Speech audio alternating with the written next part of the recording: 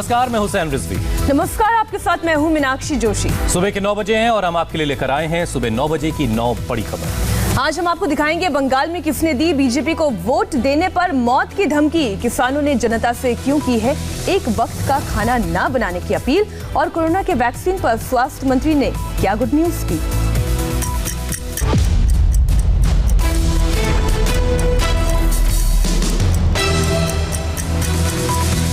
अमित शाह के बंगाल दौरे के दौरान दीवार पर धमकी वाले मैसेज से हड़कंप मच गया है। संदेश में चेतावनी दी गई है कि टीएमसी को छोड़कर बीजेपी को वोट दिया तो जान गंवानी पड़ेगी। रक्त रंजित राजनीति के लिए बदनाम बंगाल में एक हैरान करने वाली तस्वीर सामने आई। नदिया जिले की दीवारों पर बीजेपी को वोट देने वालों को जान से मारने की धमकी वाले स्लोगन लिखे हैं। ये सब कुछ उस दिन हुआ जिस दिन बीरभूम के बोलपुर में अमित शाह बीजेपी का शक्ति प्रदर्शन कर रहे थे। धमकी वाला संदेश आते ही बीजेपी धरने पर बैठ गई और आरोप टीएमसी पर लगा डाला। ये तस्वीर नदिया के शांतिपुर इलाके के एक घर की है। दीवार पर लिखा है, अगर टीएमसी के खिलाफ एक भी वोट पड़ा तो खून की नदियां बहा देंगे। अगर बीजेपी को एक भी वोट देने की बात सोची भी तो अपने प्रियजनों के श्राद्ध का इंतजाम कर लेना होगा। धमकी वाले इस मैसेज के नीचे मनोज सरकार का नाम लिखा है। ऐसी धमकी शांतिपुर के कई घरों और दुकानों की दीवारों पर लिखी गई है। विरोध में बीजेपी धरना प्रदर्शन कर रही है। রাতের অন্ধকারে প্রকাশ্যে যখন এই ওয়ার্ড থেকে শয়ে শয়ে সাধারণ মানুষ ভারতীয় জনতা পার্টিতে যোগ দিচ্ছে তখন তৃণমূল কংগ্রেস ভয় পেয়ে গিয়েছে আর দিয়ালে রাতের অন্ধকারে লিখছে যে ভারতীয় জনতা পার্টির কার্যকর্তা কর্মীবৃন্দদেরকে তারা যদি রাস্তায় নামে বিজেপিকে যদি ভোট দেওয়া হয় তাদেরকে খুন করে দেওয়া হবে, তাদের বাড়ির মা বোনকে বিধবা করে দেওয়া হবে। এই ধরনের নোংরা নক্কারজনক ঘটনা ঘটাচ্ছে তৃণমূল কংগ্রেস। কিছু লোক তৃণমূলের সম্মান দলনেত্রীর সম্মান ক্ষুণ্ণ করার জন্য এই ধরনের কাজ করে মানে তৃণমূলকে ক্ষতি করার চেষ্টা করছে। এই দল কখনো এই কাজে বরদাস্ত করবে না। যথাযথ ব্যবস্থা নেওয়ার জন্য আমরা জেলা তৃণমূল কংগ্রেস সভানেত্রীর কাছে জানাবো। धमकी वाले स्लोगन का वीडियो बीजेपी के पश्चिम बंगाल प्रभारी महासचिव कैलाश विजयवर्गीय ने भी शेयर किया है और इसके लिए टीएमसी को जिम्मेदार ठहराया है। पश्चिम बंगाल के नदिया जिले में मतदाताओं को धमकाने के लिए दीवारों पर बंगला में लिखा है कि तृणमूल कांग्रेस के खिलाफ एक भी वोट पड़ा तो हम खून की नदियां बहा देंगे। अगर बीजेपी को एक भी वोट दिया तो आपको उसके नतीजे भुगतने होंगे। क्या यही ममता राज का लोकतंत्र है? नदिया में सांसद बीजेपी के जगन्नाथ सरकार है, लेकिन जिस इलाके में धमकी वाला संदेश लिखा गया है वहां से विधायक हैं टीएमसी के अरिंदम भट्टाचार्य। यहां दोनों दलों के बीच टकराव आम बात है।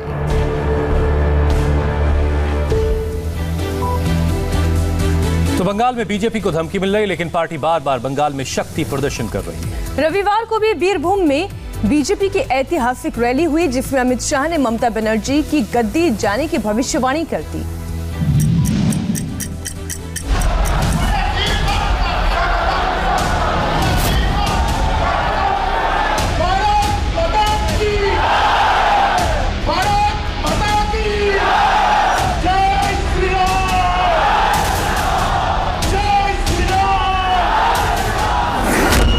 दिन के अपने बंगाल दौरे के अंतिम दिन अमित शाह ने बीरभूम में अपना दमखम दिखाया। रविंद्रनाथ टैगोर के शांति निकेतन जाकर गुरुदेव की निशानियां देखी, लोक नृत्य देखा, बाउल लोक गायक वासुदेव दास के घर पहुंचे और बोलपुर में रोड शो किया जिसमें सड़कों पर जन सैलाब उमड़ पड़ा। अमित शाह ने अपने रोड शो के दौरान मुख्यमंत्री ममता बनर्जी पर डायरेक्ट अटैक किया।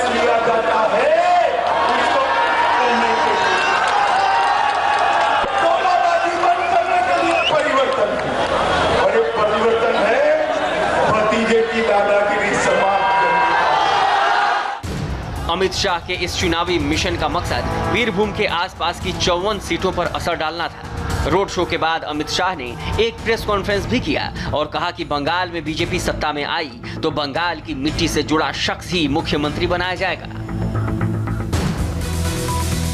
कोरोना वैक्सीन पर स्वास्थ्य मंत्री डॉक्टर हर्षवर्धन का एक बड़ा बयान सामने आया है। हर्षवर्धन का ये बयान देश की 130 करोड़ जनता को राहत देने वाला है।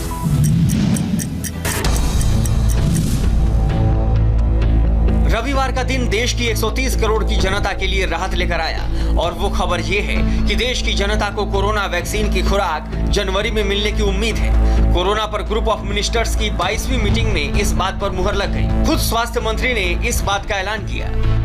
Apart from the fact that we are planning to give vaccine to almost 30 crore people, we will be able to get rid of this virus as best as possible. सब जानते हैं कि जब से कोरोना के संकट में देश घिरा तब से पीएम मोदी से लेकर स्वास्थ्य मंत्री हर्षवर्धन तक ने लगातार कोरोना की काट और वैक्सीन के लिए एड़ी चोटी का जोर लगा दिया। कुछ दिन पहले की तस्वीरें आपको याद ही होंगी जब देश के प्रधानमंत्री पुणे, हैदराबाद और अहमदाबाद पहुंचे थे और कोरोना की वैक्सीन के स्टेज का जायजा लिया था। कोविड-19 के 4 टीकों का क्लिनिकल ट्रायल चल रहा है और जब सुरक्षा के आंकड़े अनुकूल पाए जाएंगे तब इसे मंजूरी देने पर निर्णय किया जाएगा। शुरुआती चरण में कोविड-19 के टीके स्वास्थ्य कर्मियों और अग्रिम मोर्चे पर काम करने वाले लोगों को दिए जाएंगे। टीके की उपलब्धता के आधार पर 50 से ज्यादा उम्र वालों को भी इसकी खुराक दी जा सकती है। चुने गए लोगों को टीकाकरण और उनके समय के बारे में उनके मोबाइल नंबर पर सूचना दी जाएगी। दिल्ली में किसान लगातार आंदोलन कर रहे हैं और वो लगातार सीमा पर डटे हुए हैं। किसान आंदोलन के 26वें दिन आज सरकार ने एक बार फिर किसान संगठनों को बातचीत का न्योता दिया है। किसान आंदोलन के 26वें दिन आज सरकार ने किसानों को एक बार फिर बातचीत का न्योता दिया है, लेकिन किसान आज एक दिन की भूख हड़ताल करेंगे। किसानों की नाराजगी दूर करने के लिए हरियाणा के सीएम ने यहां तक कह दिया है कि एमएसपी खत्म हुई तो वो राजनीति छोड़ देंगे। किसानों के आंदोलन के बीच पंजाब के सबसे बड़े किसान संगठन भारतीय किसान यूनियन को विदेशी फंडिंग को लेकर एक बैंक ने जवाब मांगा है। इस पर किसान संगठनों ने नाराजगी जताई है। जो आया है फंड, ये मैं बता दूं कि किसी के पिता, किसी के भाई ने, किसी के भतीजे ने, किसी के दोस्त ने, किसी के संगठनों के जो शुभचिंतक हैं उन्होंने इकट्ठा करके अगर पैसा भेजा है, सरकार उस पर भी कुछ करती है तो अति निंदनीय योग है ये बात। और सरकार अगर इन संगठनों को भी एफसीआर में फंसाना चाहती है तो बहुत ही शर्म की बात है सरकार के लिए। सरकार और किसानों के बीच गतिरोध दूर करने के लिए केंद्र सरकार ने आंदोलन कर रहे 40 किसान संगठनों को एक बार फिर बातचीत का न्योता भेजा है। चिट्ठी में लिखा है, देश के किसानों के सम्मान में सरकार खुले मन से पूरी संवेदना के साथ सभी मुद्दों के समाधान के लिए प्रयासरत है। इसीलिए भारत सरकार ने आंदोलनरत किसान संगठनों से कई दौर की बातचीत की। इन विषयों पर देश के अन्य किसान संगठनों के सुझावों के संबंध में भी वार्ता के द्वार खुले रखे गए हैं। सरकार की ओर से लगातार आंदोलनरत किसान संगठनों के प्रतिनिधियों से अलग अलग वार्ता का भी प्रयास किया जा रहा है। ऐसे में फिर से बातचीत के लिए सुविधा अनुसार तिथि अवगत कराने का कष्ट करें, जिससे विज्ञान भवन नई दिल्ली में बैठक आयोजित करके समाधान किया जा सके, जिससे आंदोलन समाप्त हो।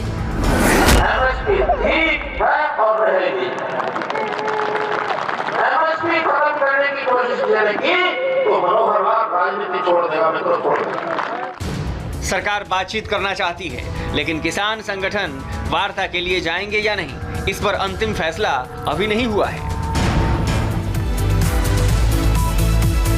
किसानों का आंदोलन खत्म होने के बजाय रोजाना गुजरते दिन के साथ और बढ़ रहा है और तेज हो रहा है। आंदोलन के 25वें दिन किसान संगठनों ने आम जनता से एक भावुक अपील की है।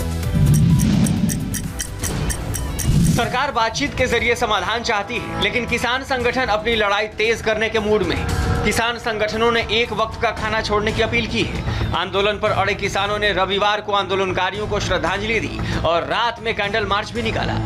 किसानों ने आम जनता से अपील की कि 23 दिसंबर के दिन वो किसानों के सम्मान में घर पर एक वक्त का खाना न बनाएं। किसानों ने 25 से 27 दिसंबर तक हरियाणा में सभी हाईवे पर टोल वसूली रोकने का आह्वान किया है। इसके अलावा 27 दिसंबर को प्रधानमंत्री के रेडियो पर होने वाले मन की बात कार्यक्रम के दौरान थाली बजाकर विरोध करने की अपील की गई है। भूख हड़ताल करेंगे हम, 24 घंटे के लिए भूख हड़ताल पर बैठेंगे और 23 तारीख को एक दिन के लिए किसान एक टाइम का भोजन न ग्रहण करें, उसको त्यागे। वो शहर में रहने वाले लोग हैं या कोई भी हैं। और 26 और 27 तारीख में ये रहेगा कि जो बीजेपी या उसके अलायंस जो संगठन है उनको हम चिट्ठी लिखेंगे। लोग हमारे वहाँ पर उनके वहाँ पर जाएंगे, उनको चिट्ठी दिखाएंगे और उसका जवाब हम उनसे मांगेंगे।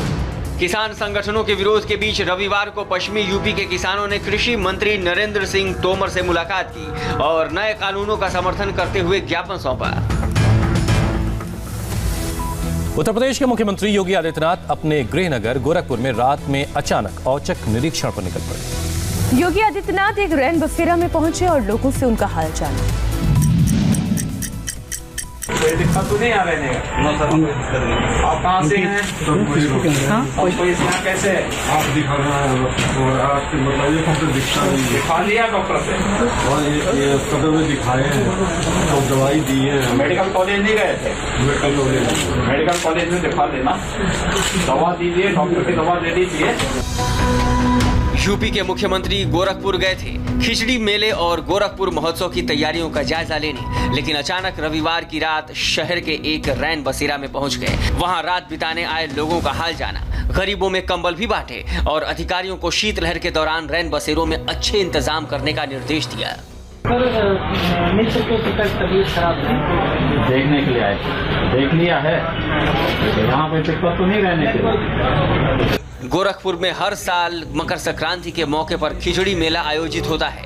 मुख्यमंत्री योगी आदित्यनाथ ने इस दौरान दूर दूर से मेला देखने आने वाले श्रद्धालुओं की सुविधा का इंतजाम करने का आदेश भी अफसरों को दे दिया है। मेट्रो कार शेड के मामले में उद्धव ठाकरे सरकार और मुख्य विपक्षी दल के बीच तलवारें खिंच गई। पूर्व मुख्यमंत्री देवेंद्र फडणवीस ने ठाकरे को अहंकारी कह दिया है, जिस पर अब उद्धव ने पलटवार किया है।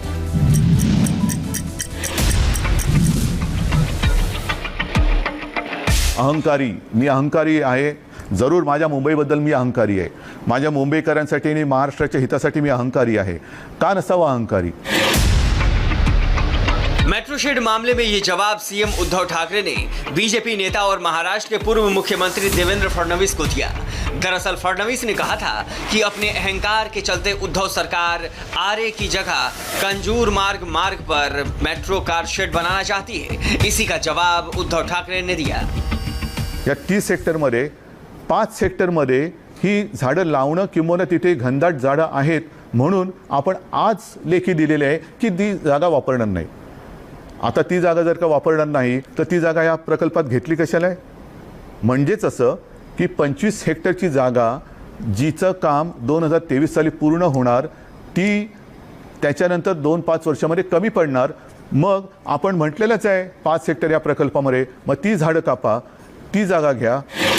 उद्धव ठाकरे के मुताबिक मेट्रो कार शेड के लिए जितनी जगह चाहिए थी उससे कम इस्तेमाल की गई, ताकि कम जगह का हवाला देकर जंगल की जमीन का इस्तेमाल किया जा सके। लेकिन अगर पहले ही बड़ी जगह का चुनाव करते तो ऐसा करने की जरूरत ही नहीं पड़ती।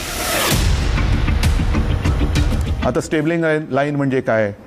तर साधारणतः असं आहे की हे जे मार्ग आहेत, मेट्रोचा मार्ग आहे हा ठरलेला आहे, जसा रूळ असतात तसे ते मार्ग आहेत, त्याच्यावरती पीक आवर ज्याला म्हणतो, म्हणजे सकाळचा आणि संध्याकाळचा ऑफिसमधून घरून ऑफिसमध्ये जाण्याचा आणि संध्याकाळी ऑफिसमधून घरी जाण्याचा काळ, ह्या काळामध्ये आपल्याला अधिक लोकल्स जशा अधिक लागतात तशाच मेट्रोच्या कार सुद्धा किंवा त्या ट्रेन सुद्धा ह्या जास्त लागणार। इस बीच देवेंद्र फडणवीस ने ट्वीट किया और लिखा, निर्माण उस जगह को ध्यान में रखकर ही किया गया था। सुरंग बनाते समय भी साइट वाली जगह का ख्याल रखा गया था। ये काम लगभग 80% पूरा हो चुका है। अब चाहे कोई भी दूसरी जगह चुनी जाए, पैसा और समय दोनों की बर्बादी होगी। आपकी जानकारी के लिए बता दें कि इस मसले को बीजेपी बॉम्बे हाईकोर्ट ले गई थी। महाराष्ट्र की फडणवीस सरकार ने अपने कार्यकाल में आरे में मेट्रो कार शेड बनाना शुरू किया था, जिसे उद्धव सरकार ने बदलकर कांजूर मार्ग पर निर्माण शुरू कर दिया।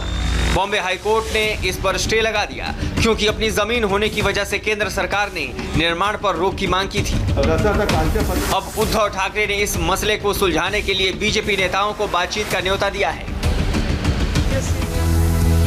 दिल्ली के पास गुरुग्राम से खूनी संघर्ष की हैरान करने वाली तस्वीरें आई। जमीन विवाद में दो पक्षों के बीच ऐसा घमासान हुआ कि आधा दर्जन से ज्यादा लोग घायल हो गए। गुरुग्राम के सोहना के संचोली गांव में दो पक्षों में जबरदस्त बवाल हुआ। जमीन विवाद में फायरिंग हुई। इसके बाद दोनों पक्षों ने एक दूसरे पर धावा बोल दिया। करोड़ों रुपए की लग्जरी गाड़ियों में तोड़फोड़ की गई। इन तस्वीरों में दो पक्ष आपस में मारपीट करते हुए दिख रहे हैं। कुछ लोग जख्मी हालत में जमीन पर लेटे नजर आ रहे हैं। इस बीच लोगों ने इन लग्जरी गाड़ियों पर भी अपना गुस्सा निकाला।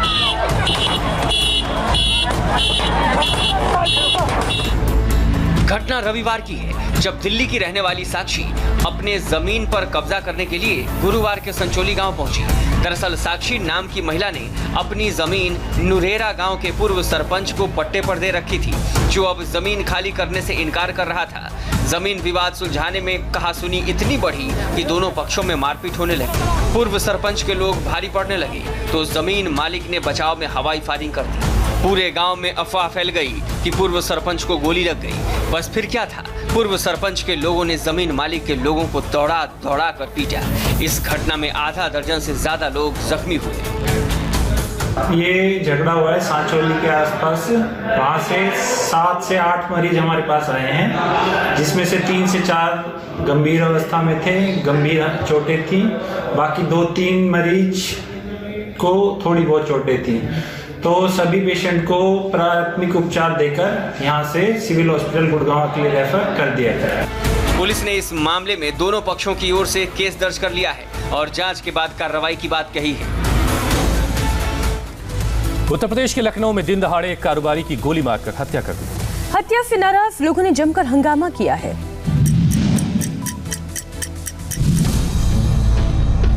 घटना यूपी की राजधानी लखनऊ के मोहनलालगंज की है। व्यापार मंडल अध्यक्ष सुजीत पांडे बाइक से अपने ईंट के भट्टे पर जा रहे थे, तभी पहले से घात लगाए बैठे दो बदमाशों ने उन पर ताबड़तोड़ फायरिंग कर दी और फरार हो गए। बचाव में सुजीत पांडे ने भी अपनी लाइसेंसी रिवॉल्वर से फायरिंग की, लेकिन सुजीत पांडे को कई गोलियां लगी और जमीन पर गिर पड़े और अस्पताल में इलाज के दौरान उनकी मौत हो गई। दिन दहाड़े इस हत्याकांड के खिलाफ लोगों ने खूब हंगामा किया और जल्द से जल्द आरोपियों की गिरफ्तारी की मांग की।